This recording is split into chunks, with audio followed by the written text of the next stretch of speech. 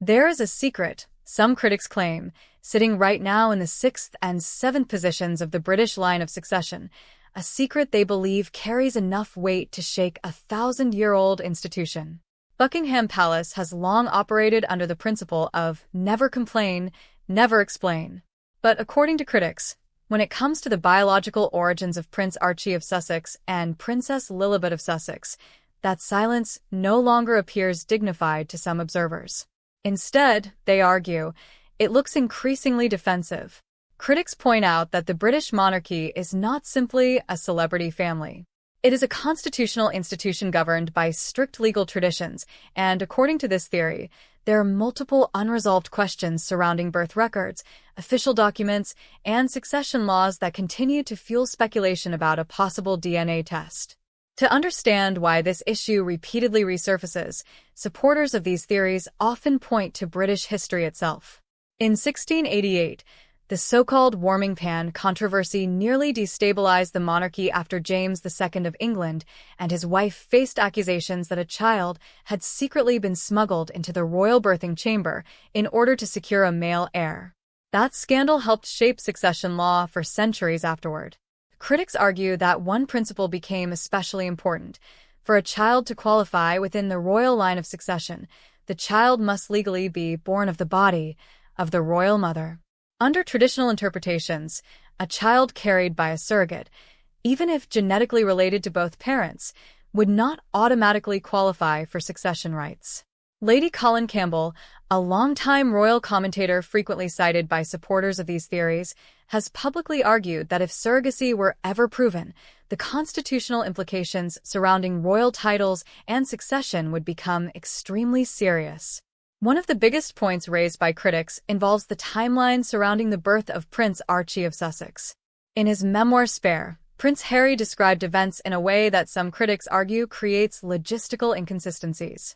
According to those interpretations, the timeline involving the hospital, the birth, and the return to Frogmore Cottage appears unusually compressed. Critics argue that for a first-time mother considered medically older under traditional pregnancy classifications, the timeline described does not align neatly with standard post-delivery hospital procedures, paperwork, transportation logistics, and recovery expectations. However, it was not only the timeline itself that attracted attention. Critics also point out that the palace publicly announced that Meghan Markle had gone into labor several hours after some reports suggested Prince Archie of Sussex had already been born. Lady Colin Campbell publicly questioned those inconsistencies early on and was initially dismissed by many observers. Yet according to critics, similar questions have gradually resurfaced among some royal commentators and online investigators. The controversy intensified further when Prince Archie of Sussex's birth certificate was reportedly amended shortly after his birth. Originally, the document reportedly listed the mother as Rachel Meghan Markle, Meghan Markle's legal name. Later, according to critics, the wording was changed so that her personal names no longer appeared, replaced instead with her royal title, Her Royal Highness the Duchess of Sussex.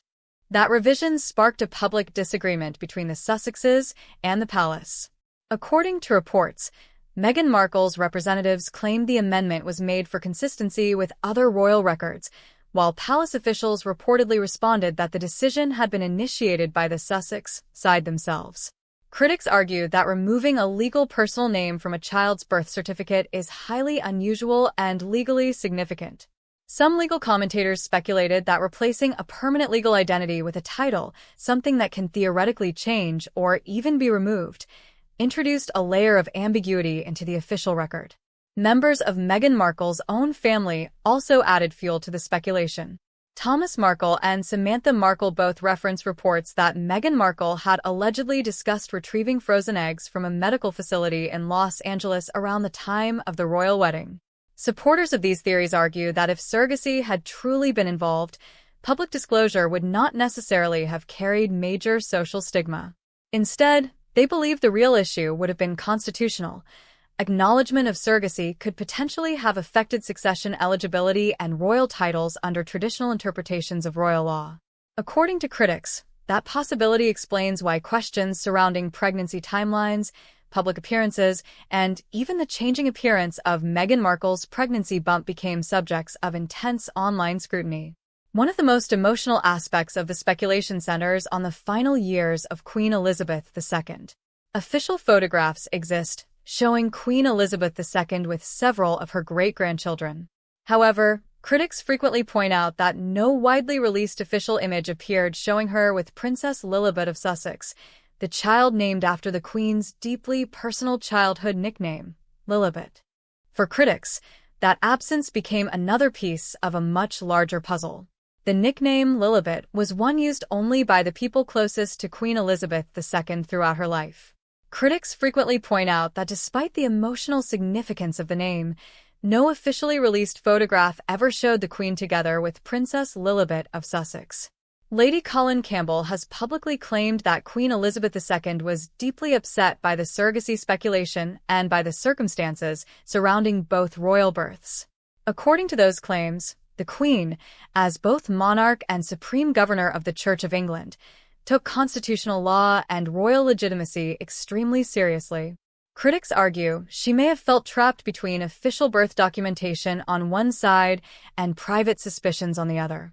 Reports have also circulated claiming that during the Platinum Jubilee of Elizabeth II, Prince Harry and Meghan Markle allegedly hoped to arrange a private photograph featuring the Queen and Princess Lilibet of Sussex. According to critics, the Queen declined. Supporters of these theories interpret that alleged refusal as highly symbolic.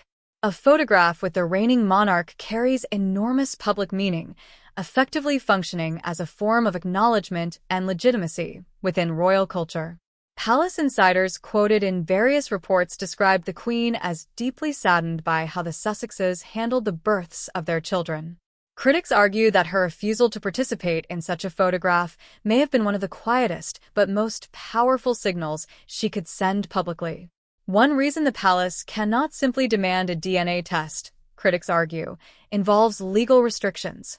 Under the Human Tissue Act 2004, collecting or demanding someone's DNA without consent or proper legal authorization can violate privacy and human rights protections. As a result, critics point out that neither the palace nor the British government can simply compel testing without consent or a court order. Supporters of these theories also argue that the Sussexes would have little incentive to volunteer for such testing if they believed the results could create constitutional or legal complications. Critics speculate that if surrogacy were ever proven, the consequences could extend far beyond public embarrassment.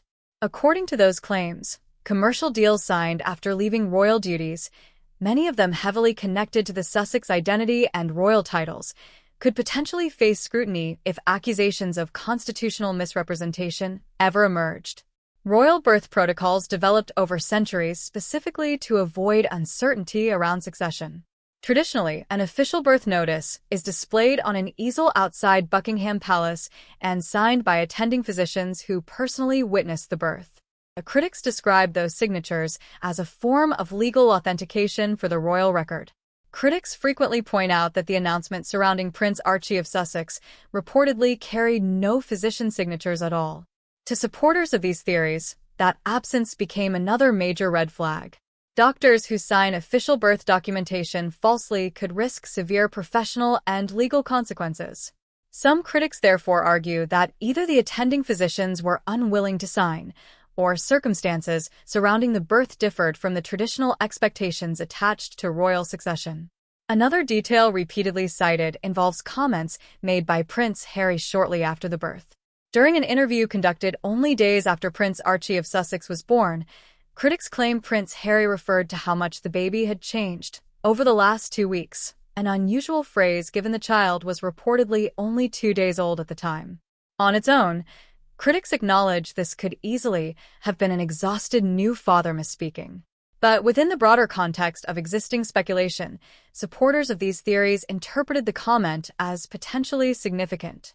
Some online observers began speculating that the baby may have arrived earlier than officially announced and that the public timeline had been adjusted afterward. They also point to the fact that the palace labor announcement reportedly appeared hours after the birth had supposedly already occurred, suggesting to critics that the communications process itself was not fully synchronized. Critics argue that such questions might have remained manageable during the reign of Queen Elizabeth II, whose monarchy relied heavily on quiet institutional management. But now King Charles III sits at the head of the institution, and critics argue that unresolved questions surrounding succession become increasingly sensitive over time. Supporters of these theories note that everyday Prince Archie of Sussex and Princess Lilibet of Sussex remain within the line of succession without publicly resolving the speculation. Critics claim the monarchy's credibility slowly erodes. Critics emphasize that King Charles III possesses the authority to seek clarification, but has chosen not to do so publicly. Historians and royal commentators have argued that silence in such situations is itself a decision. Whether that silence stems from paternal reluctance, institutional caution, or fear of what the truth might require constitutionally, critics say the result remains the same. The questions remain unanswered. Supporters of these theories argue that removing the children from the line of succession would create an entirely different crisis, one suggesting the palace itself had either been misled or allowed the public to be misled. And critics believe that kind of institutional damage would not heal quickly.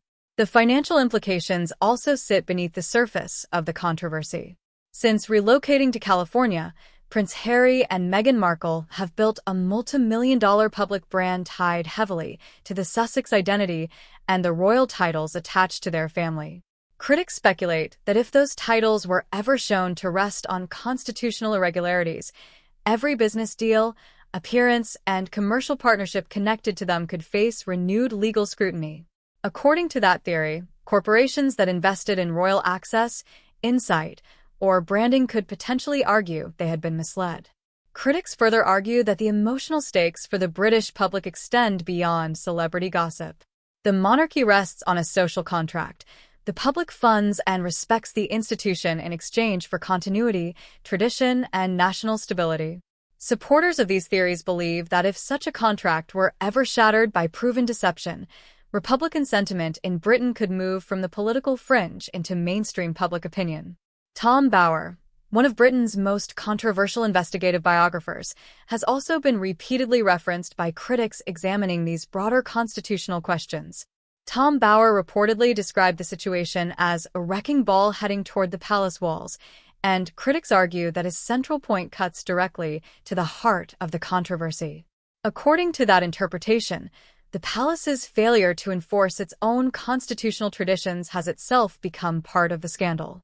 Critics argue that by allowing ambiguity to linger for years, the institution may have created a situation in which the eventual truth, whatever it may be, could prove more damaging than the original speculation. Among royal watchers, two major theories now dominate discussion. One group believes Prince Harry and Meghan Markle are simply waiting for the right moment to present their version of events through another documentary, memoir, or interview series. The other believes the truth, if there is one, will remain buried permanently. But critics emphasize that none of this changes the traditional born-of-the-body rule attached to succession law. According to those interpretations, constitutional requirements do not expire and cannot be overridden through public relations strategies. As Prince Archie of Sussex and Princess Lilibet of Sussex grow older, critics argue that biological questions tied to succession become more significant rather than less. And biology, critics repeatedly note, does not negotiate with narrative management. According to observers following the controversy closely, the palace appears to be relying on a strategy of simply outlasting public curiosity, allowing attention to drift toward future scandals while hoping the speculation eventually fades. But critics such as Lady Colin Campbell continue publicly dissecting the legal and constitutional implications, and supporters of these theories argue that public trust erodes slightly more every day silence continues. They claim that each public appearance lacking the children, each photograph critics view as inconsistent, and each unanswered question deepens suspicion rather than calming it. Critics argue that secrecy rarely creates stability. Instead, they believe it creates an informational vacuum that encourages increasingly extreme theories. Attention has also focused on Portland Hospital, the elite London medical facility where many high-profile births have taken place. Critics point out that hospitals of that level operate through strict chains of documentation involving doctors, nurses, security personnel, medical records, and official certification procedures. Yet supporters of these theories argue that the level of secrecy surrounding Prince Archie of Sussex's birth appeared unusually intense, with no traditionally signed physician's statement publicly released. According to critics, the effort to maximize privacy had the opposite effect. Rather than reducing attention, it transformed an ordinary medical event into one of the most publicly debated mysteries connected to the monarchy. Reports surrounding a potential move to Portugal introduced another layer to the speculation. Royal commentators noted that Portugal operates under different privacy and surrogacy laws than the United Kingdom. Critics argued that increasing physical and legal distance from Britain only deepened the sense of separation surrounding the Sussex family. Some critics now describe Prince Archie of Sussex and Princess Lilibet of Sussex as oddly absent figures within royal life, children who occupy prominent places in the line of succession while rarely appearing within the traditional public rituals of the monarchy. Critics point to the absence of the children from events such as Trooping the Colour, royal weddings, and other visible family occasions as further fuel for speculation. To supporters of these theories, the public is left facing a stark choice: either accept the official narrative despite the questions critics continue raising, or take seriously the investigations and claims advanced by figures such as Tom Bower and Lady Colin Campbell. Critics argue that this issue has moved far beyond ordinary gossip because the line of succession forms the constitutional backbone of the British state itself. They believe that if succession integrity were ever shown to be compromised, the damage would reach every level of the institution. Particular focus has also shifted toward the royal medical household, the physicians traditionally responsible for overseeing royal births. For centuries, royal doctors have served not only as medical professionals, but also as constitutional witnesses, verifying the legitimacy of future heirs. Critics note that physicians such as Guy Thorpe-Beeston and Alan Farthing, whose names would traditionally appear on official royal birth notices, remained largely absent from the public discussion surrounding Prince Archie of Sussex's birth. According to critics, that silence carried enormous symbolic weight. Doctors who certify events they did not personally witness could risk accusations of fraud and severe professional consequences. Critics therefore argue that the absence of visible physician certification naturally intensified public questions. The speculation surrounding Princess Lilibet of Sussex's birth in Santa Barbara added an entirely new constitutional dimension. Royal births taking place on British soil historically operated within systems of institutional oversight and verification. Critics note that Princess Lilibet's birth in California occurred entirely outside British jurisdiction. According to those observers, the palace effectively received only the information provided to it and updated official records accordingly, without the traditional direct verification processes that historically surrounded succession-related births. Critics argue this marked an unprecedented situation in modern royal history, a child placed in the line of succession without any British official or royal physician directly witnessing or certifying the born-of-the-body requirement. Supporters of these theories claim the implications extend beyond Britain itself and into the broader Commonwealth realm. King Charles III serves as head of state for multiple countries including Canada, Australia, and New Zealand, all of which recognize the British monarch through succession law. Critics argue that if constitutional fraud involving succession were ever proven, the political consequences could ripple throughout the Commonwealth and intensify Republican movements already active in countries such as Australia. According to those theories, the issue would no longer remain a royal scandal. It could evolve into a constitutional crisis affecting international political relationships tied to the crown. Critics further argue that the entire Sussex commercial brand depends heavily on preventing that possibility from ever materializing publicly. Since relocating to Montecito, Prince Harry and Meghan Markle have built partnerships with companies such as Netflix and Spotify not merely around celebrity status, but around their proximity to the monarchy and the constitutional significance of their royal titles. Prince Archie of Sussex and Princess Lilibet of Sussex, critics argue, function as a central part of the Sussex brand's appeal in the American market. According to that theory, their royal titles help sustain public fascination and commercial value tied to the family's connection to the monarchy. Critics claim that if those titles were ever found to be constitutionally invalid under traditional succession rules, the consequences would extend far beyond public relations. According to those arguments, every business agreement, media appearance, and commercial partnership built around Sussex royal status could potentially face legal scrutiny under claims of misrepresentation. Supporters of these theories therefore argue that the financial structure surrounding the Sussex brand depends entirely on the continued legitimacy of those titles. They compare it to a building resting on a foundation. Remove the foundation, and everything above it becomes unstable. King Charles III, critics say, also faces a deeply personal conflict that institutional analysis alone cannot fully capture. For decades, he prepared to inherit a monarchy built on tradition, continuity, and constitutional legitimacy. Critics argue that he now finds himself trapped between royal duty and paternal loyalty toward Prince Harry. According to insider accounts frequently cited online, King Charles III is portrayed as haunted by the possible consequences on both sides. If a DNA test or formal investigation ever produced results contradicting official narratives, critics argue he could become remembered as the king who stripped his own grandchildren of titles and triggered the greatest royal scandal in modern history. But critics also argue that doing nothing carries its own danger, forcing him to live in tension with the constitutional responsibilities attached to the crown. Supporters of these theories believe the unresolved ambiguity risks becoming an even larger institutional problem for Prince William to inherit in the future. Speculation surrounding a possible move to Portugal added yet another layer to the discussion. Critics noted that leaving California, a place publicly presented as the Sussex's sanctuary and fresh start, naturally raised questions about what might be motivating the move. Supporters of these theories linked the speculation to ongoing public scrutiny surrounding immigration matters, legal exposure in the United States, and increasing media pressure. According to critics, Portugal's stronger privacy protections and greater distance from British institutional oversight could offer a more insulated environment. But critics also argue that retreating from scrutiny rarely reduces public curiosity.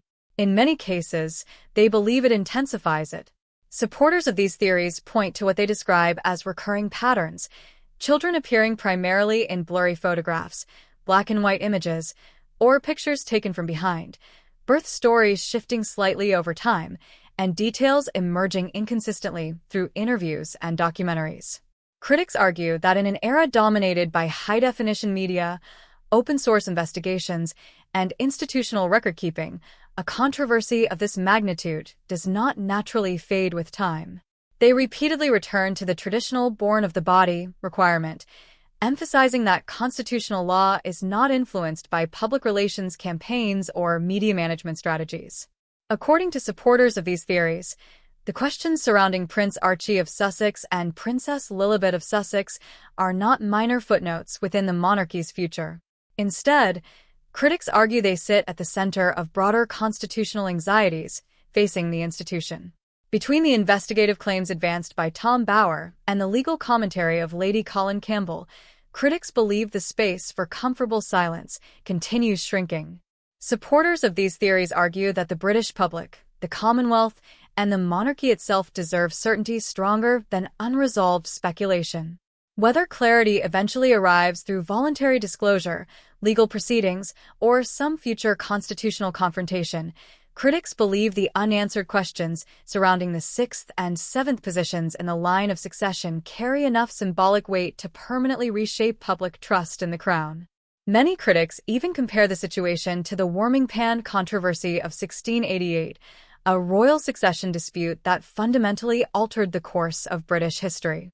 According to that interpretation, what is unfolding now carries a similar feeling: slow-building pressure, unresolved institutional tension, and a controversy that critics believe may still be far from reaching its final form.